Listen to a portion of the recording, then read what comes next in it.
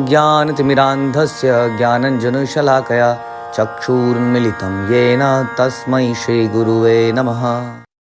श्री चैतन्य चरितामृत हम कर रहे हैं मध्य लीला और अध्याय 5वां।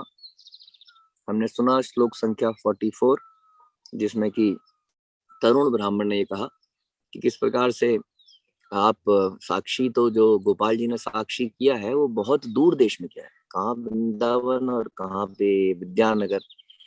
वो यहाँ से कैसे आएंगे, वो पत्थर के विग्रह हैं और इतने दूर कैसे आ जाएंगे। आपको झूठ बोलने की जरूरत नहीं, केवल इतना बोलिए कि मुझे याद ही नहीं आया मैंने क्या प्रॉमिस किया है। तुमी यदि कहा आमी किछु ना जानी तबे आमी न्याय करी ब्राह्मणेरा जैनी। श्री चैतन्य चरितामृत हम कर रहे हैं मध्य लीला और अध्याय 5वां। हमने सुना श्लोक संख्या 44, जिसमें कि तरुण ब्राह्मण ने ये कहा कि किस प्रकार से आप साक्षी, तो जो गोपाल जी ने साक्षी किया है वो बहुत दूर देश में किया है, कहाँ वृंदावन और कहाँ पे विद्यानगर। वो यहाँ से कैसे आएंगे, वो पत्थर के विग्रह हैं और इतने दूर कैसे आ जाएंगे। आपको झूठ बोलने की जरूरत नहीं, केवल इतना बोलिए कि मुझे याद ही नहीं आया मैंने क्या प्रॉमिस किया है। तुमी यदि कहा आमी किछु ना जानी तबे आमी न्याय करी ब्राह्मणेरा जैनी। यदि आप केवल इतना ही कहें कि मुझे स्मरण नहीं है तो बाकी मैं निपट लूंगा, मैं तर्क द्वारा उस ब्राह्मण को हरा दूंगा। तो ये वकील हैं, कई सारे वकील रखते हैं हम आजकल अपने साथ में डिबेट करने के लिए अदालत में, एडवोकेट्स। हाँ, तो वो कह रहे हैं जी बाकी मैं संभाल लूंगा, तुम्हें सिर्फ इतना ही करना है। तो आप इतना ही कहें, मुझे तो कुछ याद ही नहीं आ रहा, बाकी मेरे को क्या डिबेट करनी है, क्या डिस्कशन करना है, मैं कर लूंगा। तो ऐसे कई लोग हम अपने साथ में रखते हैं अक्सर। हाँ, और हमें लगता है कि हमारे शुभचिंतक हैं, क्योंकि ये मुझे मेरे शत्रुओं से जीतने में मदद करते हैं। ऐसा हम सुनते हैं अक्सर कि निंदक पास में राखी। एक्चुअली जो निंदक होता है, हालांकि निंदक बनना बिल्कुल अच्छी बात नहीं है, लेकिन फिर भी भगवान की कृपा से हमें कई बार निंदक मिल ही जाते हैं। ये भगवान की कृपा है कि हमें कोई ना कोई निंदक मिलता है। वो साथ में रहेगा तो कुछ ना कुछ बोलेगा, तो कुछ गलत चीज सामने आ सकती है हमारे अंदर, जिसको अगर हम ध्यान से देखें, तो निंदक की बात ध्यान से सुने तो हमें अपनी कमी दिख सकती है। हो सकता है निंदक बोले जो 10 में से 9 कमियां हमारे अंदर ना हो सकता है, लेकिन एक कमी हो भी सकती है। लेकिन हम अपने सामने ऐसे बलिष्ठ व्यक्तियों को रखते हैं जो हमारी बात कभी गलत साबित नहीं होने देते, हमारे बिहाफ पे इतने डिबेट करते हैं, और हमें इसी को कहते हैं शक्ति। शक्ति बड़ी खतरनाक है, चाहे वो ज्ञान की हो, चाहे वो मसल्स की हो, चाहे वो इसकी योग शक्ति हो। ये शक्तियां, चाहे रूप की शक्ति हो या धन की शक्ति हो, तो ये जो कई बार इस तरह के फॉलोअर्स हमारे होते हैं जो हमारे बिहाफ पे लड़ने मरने को तैयार हो जाते हैं। आजकल सोफिस्टिकेटेड तरीके से वो लोग एडवोकेट से जाते हैं, तो उनसे बड़ा खतरा है एक्चुअली में हमें, क्योंकि उनकी चेतना तो वैसी निम्न है, और हम उनको सारा काम सौंप देंगे तो वो क्या होगा उससे कि वही सारे गलत डिसीजन हो जाएंगे और हमें पता भी नहीं चलेगा हम कहाँ गलत कर रहे हैं, क्योंकि सारे मुकदमे या सारी डिबेट्स को वो हमारे ब्याह पे जीत के ले आएंगे। अब ये जो लड़का है, ये हो सकता है डिबेट्स में जीत के आ जाए और उस तरुण ब्राह्मण को झूठा साबित कर ही दे, लेकिन क्या इससे भगवान प्रसन्न होंगे? नहीं। तो इसलिए ध्यान रखना चाहिए। तो ये कहता है कि मैं निपट लूंगा आप बस। तो इसलिए हमें संसार में कोई लड़ाई नहीं जीतनी है, अक्सर हमारा कोशिश यही रहती है। हम्म? ध्यान रखिए, आपस में भी मतभेद में कई बार हम करते हैं ना गुटबाजी, किसी ऐसे व्यक्ति को अपने साथ में ले लेते हैं जो हमारी हाँ में हाँ मिलाता है। यही हम अक्सर डिस्कस करते हैं। हमारा किसी माता से, किसी प्रभु से कुछ हो गया मतभेद, फिर हमने किसी से बात करी, जैसे उसने कहा हाँ हाँ मैं भी आपके विचार से सहमत हूँ, उसको हम साथ में ले लेते हैं। फिर साथ में मिलके हम, ये वो डिस्कशन होता है तो सारे तर्क वितर्क उसी के विरुद्ध में जाते हैं उस व्यक्ति के। तो कभी हम अपने अंदर की कमी को रिव्यू ही नहीं कर पाते, सोच ही नहीं पाते। तो ऐसा ही एक व्यक्ति था यहाँ पर, जो ब्राह्मण का बेटा था। वृद्ध, तात्पर्य शिला प्रपात द्वारा, शिला प्रपात की जाए। वृद्ध ब्राह्मण का पुत्र नास्तिक था और रघुनाथ स्मृति का अनुयायी था। वह रुपए पैसे के मामले में तो दक्ष था, किंतु था पहले दर्जे का मूर्ख। देखिए, रुपए पैसे के मामले में दक्ष था। आज की डेट में जो रुपए पैसे के मामले में दक्ष है वही तो दक्ष है। बाकी तो मूर्ख हैं सारे। कहते हैं ना संसार में, ये तो कुछ कमा ही नहीं पाया जीवन में, ना तो इसका अपना घर रहा, ना अपनी हाँ कार रही, कुछ नहीं रहा, तो ये तो मूर्ख है। और जो भक्त है, नहीं, हाँ, जो भक्त है बेसिकली वो मूर्ख है, क्योंकि वो अगर ये नहीं सब कर पाया तो। और जिसने बहुत बढ़िया कंपनी में जॉब कर ली, बहुत पैसा कमा लिया, वो दक्ष है। तो यहाँ पे कुछ और बता रहे हैं प्रभुपाद की वह रुपए पैसे के मामले में तो दक्ष था, किंतु पहले नंबर का मूर्ख था, पहले दर्जे का। फलतः विग्रह की दिव्यता पर विश्वास नहीं करता, उसका श्रद्धा इतनी नहीं थी शास्त्रों में और भगवान के विग्रह में। और ऐसे व्यक्ति मूर्ख को कभी मित्र नहीं बनाना चाहिए। ऐसा व्यक्ति नास्तिक को मित्र नहीं बनाना चाहिए। इसलिए हम कहते हैं असत संग त्याग। पहला कदम यही हमारा होना चाहिए कि असत्संग को कैसे त्यागें। हमारे आसपास बहुत हमें लगता है ये मेरा शुभ चिंतक है। आप सब सोचिए, ऐसे कई लोग होंगे, हमें लगता है ये हमारे बचपन के शुभ चिंतक हैं, हमारे फैमिली फ्रेंड हैं, लेकिन यदि वो वैष्णव नहीं है तो बहुत खतरा है उनसे, क्योंकि आप उनकी राय को कभी भी आंख बंद करके मान लेंगे, क्योंकि आपको उन पर पूरा ट्रस्ट है। और वो एक एक दर्जे के मूर्ख हैं, क्योंकि वो भक्त नहीं है। हर किसी के पास ऐसा हुआ, आप आंख बंद करके सोचेंगे तो कुछ लोग ऐसे होंगे जो बड़े पुराने मित्र होंगे, हम उनसे सलाह करते होंगे, हो सकता है उनकी सलाह आपको अच्छी कामयाबी की तरफ लेके गई हो, लेकिन दोष उनका नहीं है। दोष ये है कि ऐसा वो जानबूझ के नहीं कर रहे, लेकिन उनकी चेतना ही निम्न है। क्योंकि उनकी चेतना निम्न है, इसलिए उनकी राय भी ऐसी हो सकती है जो किसी दिन एक बारी में आपको डुबा दे। तो यहाँ पे वैसे ही था। तो पैसे के मामले में तो दक्ष था, लेकिन पहले नंबर का मूर्ख था। फलता वह विग्रह की दिव्यता को नहीं समझता था, नहीं पूर्ण पुरुषोत्तम भगवान में कोई उससे श्रद्धा थी। फलता एक निपट मूर्ति पूजक की तरह वह भगवान के रूप को पत्थर या लकड़ी का बना हुआ समझ रहा था। इस तरह उसने अपने पिता को आश्वस्त किया कि साक्षी मात्र पत्थर का विग्रह है जो बोलने में असमर्थ है, तो गवाही कैसे देगा। इसके अतिरिक्त उसने अपने पिता को यह भी विश्वास दिलाया कि विग्रह तो बहुत दूर है, हाँ फलता है, वो वहां से यहाँ आएगा कैसे। आज से 1000 साल 2000 साल भी देखोगे तो विग्रह वहीं का वहीं दिखेगा। ऐसा उसने बोला। संक्षेप में वह कह रहा था कि चिंता ना करो, आपको सफेद झूठ नहीं बोलना है। एक तो होता ना कि नहीं मैंने तो बोला ही नहीं, ऐसा नहीं बोलना है। आपकी तो कूटनीति की तरह कहना है, जैसा कि युधिष्ठिर ने द्रोणाचार्य से बोला कि अश्वत्थामा था इति गजा। इस सिद्धांत का पालन करते हुए आप केवल इतना ही कहें कि मुझे कुछ भी स्मरण में नहीं है, और यदि तरुण ब्राह्मण जो कुछ कह रहा है, हम्म हम्म तो इस सिद्धांत का पालन करते हुए, तो जैसा कि युधिष्ठिर ने द्रोणाचार्य से कहा था, आपको मालूम है इसके बारे में, अश्वत्थामा हता, जोर से बोला, हाँ, इति गजा, जो कि एक हाथी है। इस तरह से उसने बोल के, यानी कि द्रोणाचार्य ने एकदम से सोचा मेरा पुत्र मर गया, तो अब मुझे युद्ध करके क्या फायदा। इतने दुख में चले गए द्रोणाचार्य कि उन्होंने सब कुछ अस्त्र वस्त्र त्याग दिया और बैठ गए नीचे। अदरवाइज बड़ा मुश्किल था उनको जीतना। लेकिन इति गजा धीरे से बोला तो सच बोला, एक तरह से तो, लेकिन सच ऐसा बोला कि सामने वाले को नहीं पता चला। तो ये नहीं है, लेकिन ये आजकल पढ़ भी रहे हैं श्रीमद् भागवत में भी कि किस प्रकार से सत्य क्या है। जो कृष्ण की प्रसन्नता के लिए किया जाए वाकई में वही सत्य है, क्योंकि सत्य और झूठ का जो अल्टीमेट नैतिकता अनैतिकता है वो कृष्ण के लिए ही तो है, ताकि हम शुद्ध हो सके और भगवान के धाम में जा सके। अदरवाइज नैतिकता का क्या करेंगे। माना हम बहुत नैतिक हैं सोशल टर्मिनोलॉजी के हिसाब से, लेकिन फिर भी बार बार जन्म लिए जा रहे हैं सतोगुण में रहने के कारण। इसलिए हमें शुद्ध सतोगुण मतलब कृष्ण की प्रसन्नता। अब चाहे वो झूठ है चाहे वो सच है, समाज के हिसाब से डज नॉट मैटर। समाज के हिसाब से गोपियों ने अपने पतियों को छोड़ा, कृष्ण के पास गई, सही है गलत है, does not matter. Ultimate purpose ही यही है कि यहाँ से निकल के कैसे संसार में जाए। That is the ultimate purpose. आपने कितनी कुलीनता से अपने मल का साफ किया पॉटी में बैठने के बाद, कितने कुलीनता से आप वहां पर नहाए, क्या क्या आपने किया वहां पर। बहुत ज्यादा मैटर नहीं करता, मैटर करता है कितना जल्दी से जल्दी वहां पे मल त्याग के नहा के बाहर निकल जाए। हाँ, कोई पूछेगा नहीं आपसे कि अंदर आपने कितनी सोफिस्टिकेशन से क्या क्या किया था मल त्यागते हुए। उसी तरह संसार में आपने कितने बढ़िया तरीके से क्या क्या किया, ज्यादा मैटर नहीं करता। जब आप दोबारा पैदा होंगे तो इसके लिए कोई आपको एडिशनल पॉइंट नहीं मिलेंगे। सारे पॉइंट जीरो, रीसेट हो जाएगा सब कुछ। जो रहेगा वो यही रहेगा जो कृष्ण की प्रसन्नता के लिए किया जाए।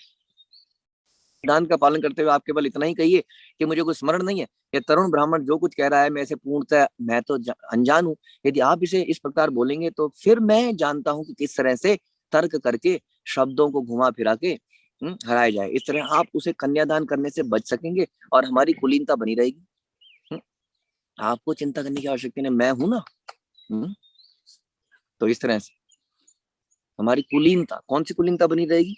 हम ऊंचे कुल के जो है वो ऊंचा कुल बना रहेगा, किसी ऊंचे कुल से विवाह करेंगे।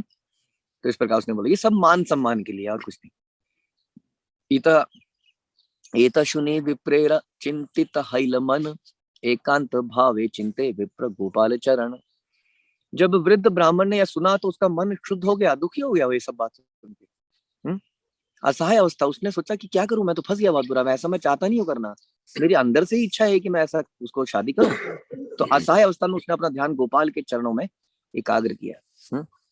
बेसिकली भगवान से प्रेयर करने लगा कि अब मैं क्या करूं, मेरे को तो ये नहीं करने देंगे ये लोग, ये बवाल कर रहे हैं, कह रहे हैं मर जाएंगे, ये कर लेंगे।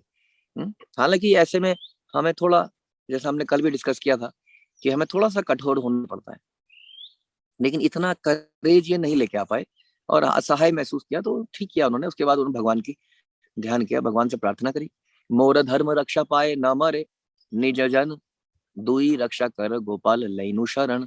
वृद्ध ब्राह्मण ने विनती की कि हे प्रभु गोपाल, मैंने आपके चरण कमलों की शरण ली है, अतएव मेरी आपसे यही प्रार्थना है कि मेरे धर्म की रक्षा करें और साथ ही मेरे आत्मीय जनों को मरने से बचाए। तो ये दूसरी कमजोरी है जिसकी वजह से नहीं कर पा रहा था। एग्जैक्टली द सेम थिंग जो अर्जुन के सामने हुई। अर्जुन की समस्या केवल यही थी कि मेरे परिजन मर जाएंगे, इनको क्यों मारूं मैं। वो नहीं समझ रहा था कि हमारे परिजन जो है, जितने भी जीवात्माएं संसार में पहले तो मारी ही नहीं जा सकती। भगवान ये उपदेश देंगे भी कि ये सारे मरेंगे थोड़ी, ये तो देह परिवर्तन कर रहे हैं। और फिर तुम अपने को, अपने से कनेक्टेड लोगों को, जब आदमी आत्मा के लेवल पे सोचता है तो हर जीवात्मा को अपना समझता है, लेकिन हम शरीर के लेवल पे सोचते हैं ये मेरा चाचा है, मेरा ताऊ है। हाँ, तो ब्राह्मण एक तरफ तो भगवान का भक्त था, लेकिन ये जो दूसरी लाइन है ये साबित करती है कि हम भक्त बन जाते हैं फिर भी हमारे अंदर से ये मैं और मेरा नहीं जाता है।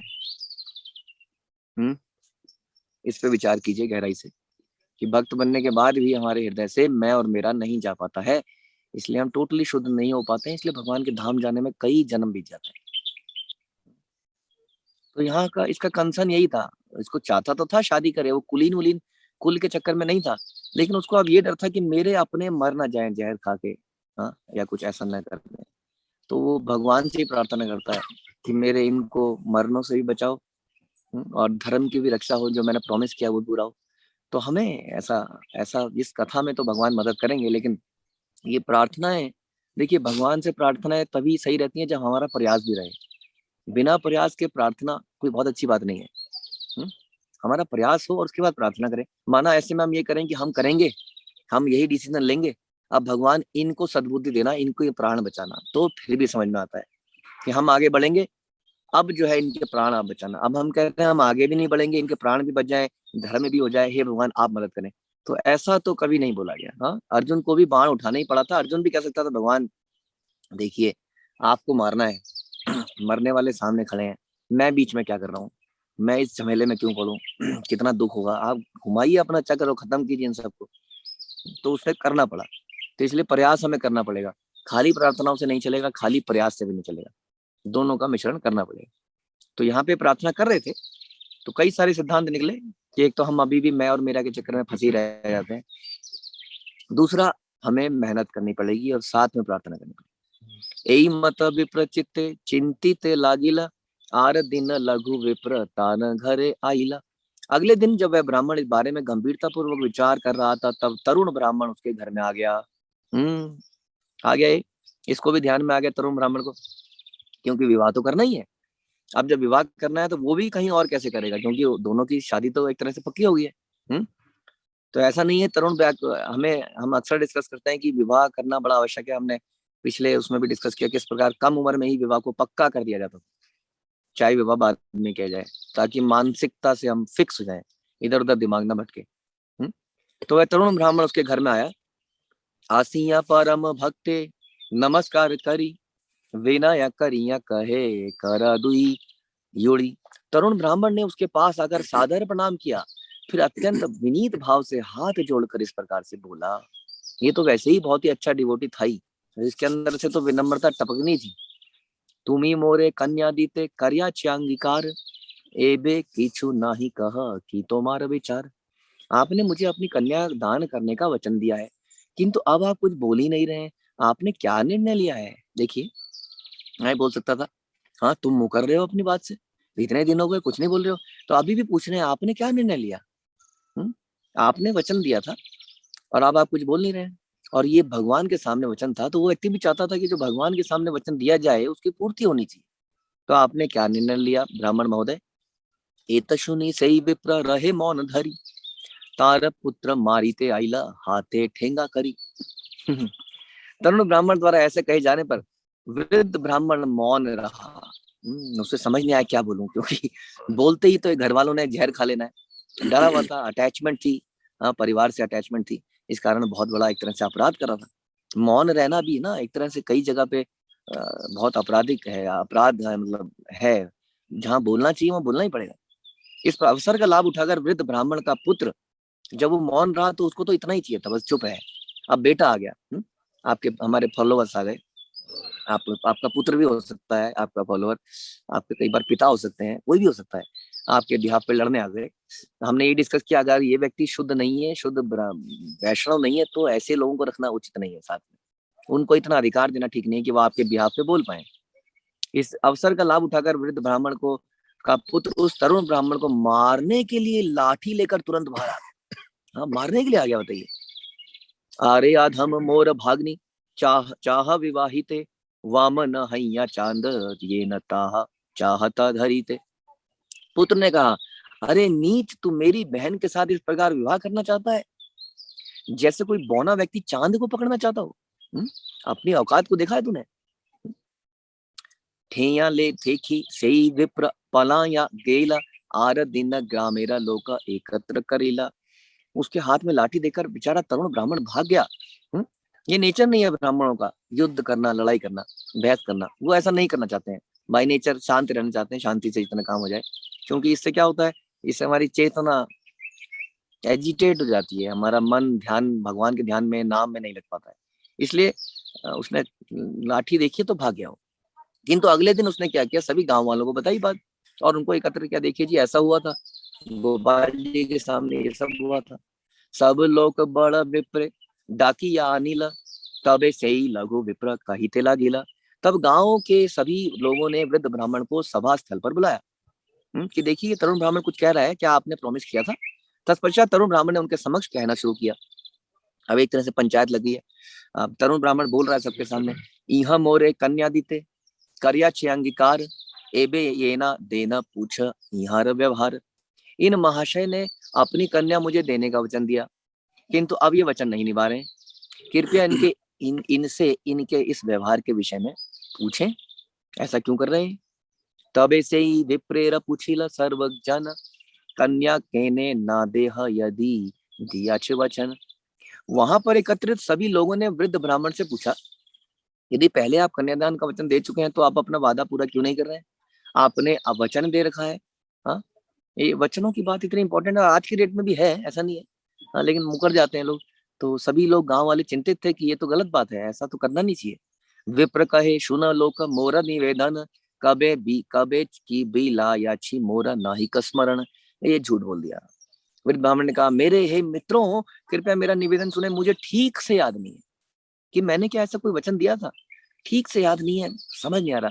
लगता नहीं है कुछ चलते फिरते यानी कि कुछ बोल दिया होगा ऐसे ही, उसको ज्यादा महत्वता नहीं दी कि चलते फिरते ऐसा कुछ बोल दिया होगा। ठीक से याद नहीं आ रहा है। एता शुनि तार पुत्र वाक्य छलन माया, प्रगल्भ हैया कहे समुख आसिया। जब वृद्ध ब्राह्मण के पुत्र ने यह सुना तो उसे शब्दों को तोड़ने मरोड़ने का अवसर मिल गया। इतना ही चाहता था वो अपने पिताजी से। वह सभा के समक्ष अत्यंत धृष्टता पूर्वक खड़ा हो गया और इस प्रकार बोला, यानी कि उसको बोलने के लिए किसी ने बोला नहीं था, लेकिन बीच में घुस गया। जैसा अक्सर लड़ाई लड़ने वालों की आदत होती है, बीच में घुस जाओ।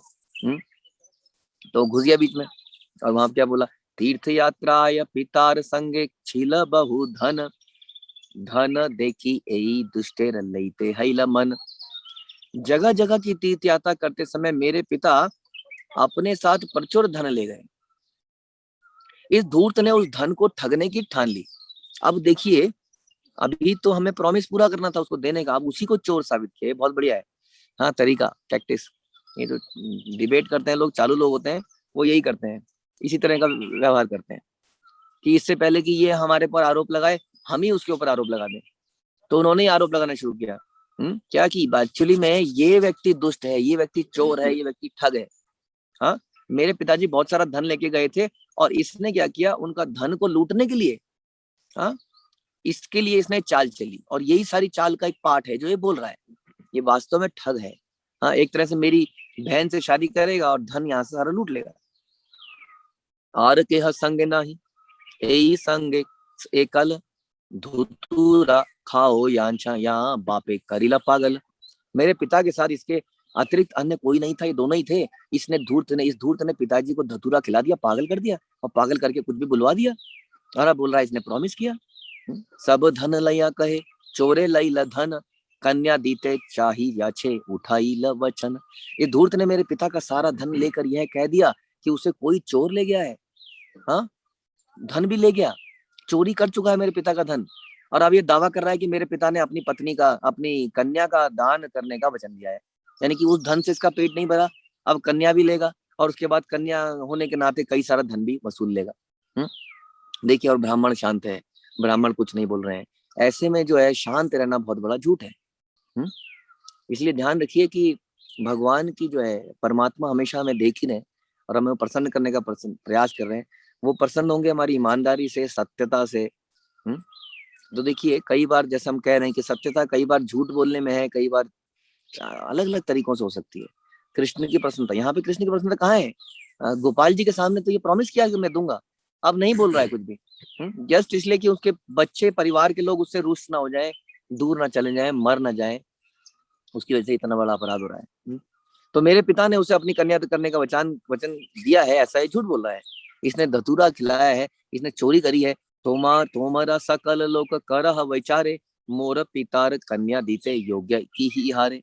यहाँ पर एकत्र आप सब लोग हैं, सज्जन है। देखिए, बड़ा वाकपटु था।